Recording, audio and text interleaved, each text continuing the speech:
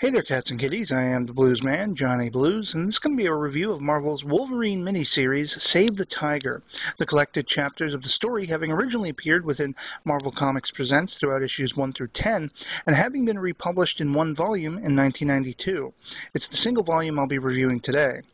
Written by Chris Claremont, with art primarily by John Buscema, Klaus Janson, and Glynis Oliver, and lettering by Orzechowski, Heisler, and Buhalis, respectively.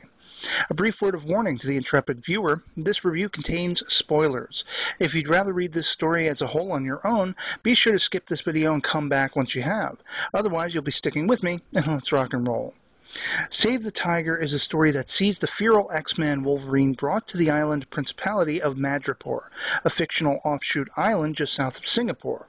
He's come looking for a man named O'Donnell, and as luck would have it, is able to sniff him out the first night in town, being roughed up in a local bar and restaurant by some thugs. After dispatching the would-be gangsters and effectively saving O'Donnell's life amidst the sultry advances of a woman named Sapphire, Logan sees fit to keep mum about his identity, but shares that it was a man named Chapel that led him in seeking the rising power in the area known only as Tiger. The warm welcome he'd at first received quickly switching out for myriad guns being drawn at his head as a result. O'Donnell explains that Chapel went missing a fortnight ago and he wants answers, but the only answers Logan has are limited to a cameo containing portraits of the owners of the restaurant and the dying words of the man Chapel, who Logan says he found in the desert. Someone who must have been an expert had tortured Chapel, and it was the severity of his wounds and the exposure that did him in. O'Donnell takes Wolverine at his word for the moment, for lack of any real choice, but the scene is interrupted when Wolverine spots a shadowy figure outside a window spying on them, which then follows with a dangerous chase that ultimately leads to the shocking revelation that the shadow is someone Wolverine's met before, a woman named Jessamine Hone. Though she is not the Hone Wolverine remembers, it was a time years earlier when a group of cyborg militants staged an attack on her family's bank and kidnapped her, with plans to manipulate her mind and put to use her high-level financial skills, but ultimately the robotic goons were defeated and stopped by the X-Men. With the aid of a celestial guardian named Roma, in the wake of the world thinking the X-Men were dead, and in an effort to keep their secrets safe, the militants were discharged through a portal of judgment, with the exception of Jessamine, who was sent back in time to just moments after her original abduction. For this, she carried a stigma. She was considered untrustworthy by almost all directions. She sought to understand what could have tainted her family, who shunned her, why employers turned her away in spite of her great skills and determination, and her path ultimately led to the topmost crime lord in Madripoor, a man named Roche. It was Roche who had contracted the cybernetic criminals to go after Hone in the first place, and it was also he who saw the untimely demise of the man named Chapel. As it happens, the emergent threat to Tiger is a threat to Roche's criminal organization, and this is what leads him to seek out Wolverine, who is effectively caught in the crossfire. It's revealed that the woman who introduced herself only as Sapphire to Wolverine earlier is actually Sapphire Styx, the right-hand woman of Roche, and that she possesses strength and life energy draining powers much akin to Rogue, which she uses against Wolverine to bring him to Roche. But they're out of their element trying to torture a man with adamantium bone structure and regenerative healing powers. So it is that the severely weakened Logan makes an attempt at escape and walks headlong into the other most notable threat working for Roche, a man called Razor Fist. Endowed with two swords where his hand should be, Razor Fist attacks Wolverine full force, and it isn't much of a fair fight. Logan is sent over a waterfall and into a deep delusion that he is yet wandering the desert and being one-upped by Roche and his henchmen and the power-siphoning Sapphire. Ultimately, Logan is found floating on the water by Hone, who felt it in her heart to be her duty to rescue him. And this is where we find out that it is she who is the elusive Tiger that Roche is so threatened by.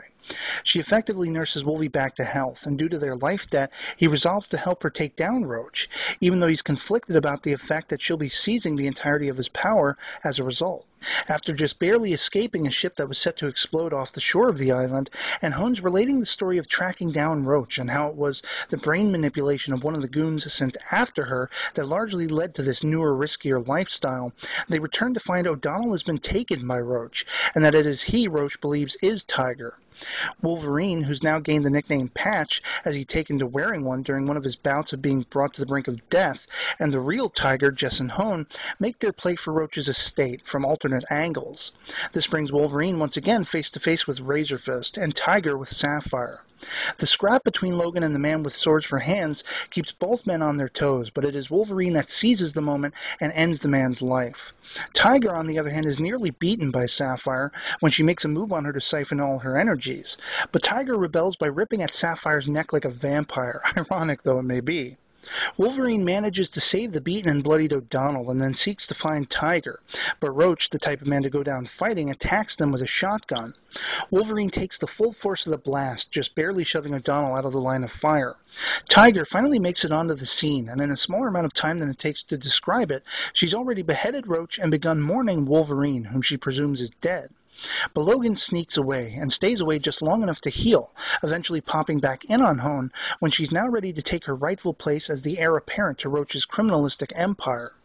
Upon seeing Logan, she attacks him twice, even managing to slice open his wrist. But she turns this into an oath of sorts, cutting her own wrist as well, having professed that she believes he is the kind of man she could trust her life with, that she hopes she is truly worthy of his friendship, and as they lock lips, we're told that this is not merely an end, but also a beginning. In reading this story, I was immediately struck by the feel of it, the settings and characterizations, feeling a lot like a clever mixture of movies like Casablanca, the Bond films, and even Asian gangster and action thriller films all rolled up into one, that just happened to feature a mutant from Marvel Comics. By that I mean there's a grand scope to the overall piece, and it's one that fuels the desire to read on page after page. The art largely complements the tale, interweaving full-page splash panels devoted to peak characters and character moments, with the more common smaller panels that build up and around a typical book. But being that this is a reprinted version of the story in a still singular comic book format, the coloring does suffer in places, whether down to bleeding or being incomplete, or not always matching from one page to the next. It's hard to really get a solid feel of what's what in places. There's also the very noticeable reminders every few pages indicating where one issue ends and another begins, that after a while you almost begin to feel inundated by, as Logan continually tells you that he is a mutant, what his powers are, how he uses them, and how they apply to the situation at hand. This wouldn't be so much of an issue if the description showed some variation in the wording, but there is almost entirely none. It's practically word for word every time. Reading this issue to issue probably would have lessened the ill effect of this, considering the age-old adage that each subsequent issue is potentially someone's first, and thus the descriptions are friendlier to those air quotes potentially new readers. But in one volume it can serve as a significant detractor, as you're always left wanting to skip past the bits you already know. With that said, however, the overall flow of the rest of the story is fluid and quick. The action scenes, from a bike chase getaway to two tough guys duking it out a few times, are intense and well laid into the story, and the supporting characters are interesting enough as well. From the chief villain Roach, who for whatever reason struck me as a man with the Golden Gun era Christopher Lee with a beard, and Sapphire again striking me as being very much like Rogue with her specific skill set. Jess and Hone, aka Tiger, the 4 being spelled with a Y and the latter with an I, was given a complex backstory that made her an unfolding curiosity, which is especially heightened in a moment of delirium when Logan confuses her for Mariko, the woman he loves. And while O'Donnell didn't amount to much, he came across as something of a Rick-type character from Casablanca, with a little Bond thrown in too for good measure. Razor Fist, the sword-handed man, was ever the Bond villain himself, even being shown taking out Roach's henchgoons to prove their ill worth when pitted against the likes of either he or Wolverine. The personal honor he displays both when he thinks he's dispatched Wolverine at their first encounter, and his joy at seeing Wolverine alive, that they might be able to face each other again in combat, made for interesting, if typical, motivations. Perhaps more could have been done with the character had there not also been an Inquisitor, who oversaw all the tortures ordered by Roach. If Razor Fist had served in both roles, the depth and intrigue of his character would have been more so. But in the end, this was an enjoyable read overall, one worthy of a page through as far as I'm concerned. As for rating it, I'll be giving it a 3.5 out of 5. And otherwise, that'll be it for me on this one. I'd love to hear from you guys in the comments below what you thought of Save the Tiger if you've read it. And if not, I'd love to hear from you what some of your favorite Wolverine stories or memories are. And so, I hope you're all doing well. I hope you enjoyed the video, and I'll catch you later. Peace.